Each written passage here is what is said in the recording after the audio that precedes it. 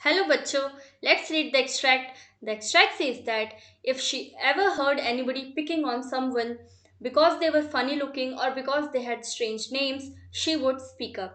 अगर उसने कभी भी किसी इंसान को पिक करते हुए देखा, पिक ऑन का मतलब होता है जब हम किसी एक इंसान को पकड़ लेते हैं और बस उसी उसी का मजाक बनाते हैं और उसका मजाक जो बनाएगा क्योंकि वो फनी दिखता है या फिर उसका अजीब सा नाम है तो वो बोलेगी। जब भी कोई इंसान किसी इंसान का मजाक उड़ाएगा तो वो बोलेगी। Let's read the questions. Question number A says that who is she here. She यहाँ पर कौन है। Question number B, what would she speak up about, why. She किस चीज को लेकर के बोलेगी और क्यों। Question number C, what had prompted her to make this decision. किस चीज से इन्फ्लुएंस हो करके उसने ये फैसला लिया है।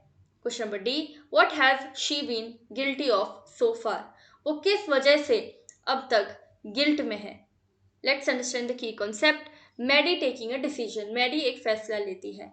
Now answer to question number A, she here is Maddy. यहाँ पर शी कौन है, मैडी।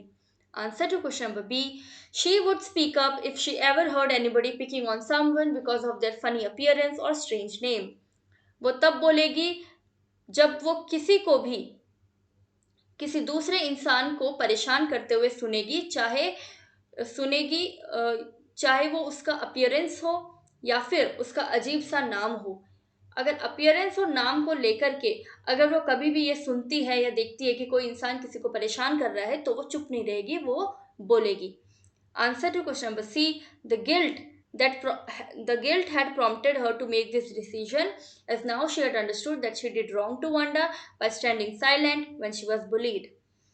उस गिल्ट ने, वो जो अपने अंदर ये फील कर रही थी कि वो गलत है, उस चीज ने उसको इन्फ्लुएंस किया है कि वो ये फैसला ले, क्योंकि अब उसको ये चीज समझ आ चुकी है कि मैंने वांडा के साथ गलत किया। क्योंकि जब वो बुली हो रही थी तब मैं चुपचाप खड़ी रही। बुली का मतलब होता है जब हम किसी अपने से कमजोर इंसान को तंग करते हैं। Answer to question number D, she has been guilty for being a mute spectator when Wanda was being bullied, she didn't do anything to stop it.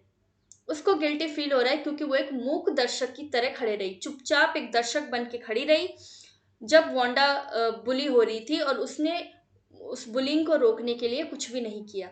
Hope you understood the question well. Best of luck. Thank you so much.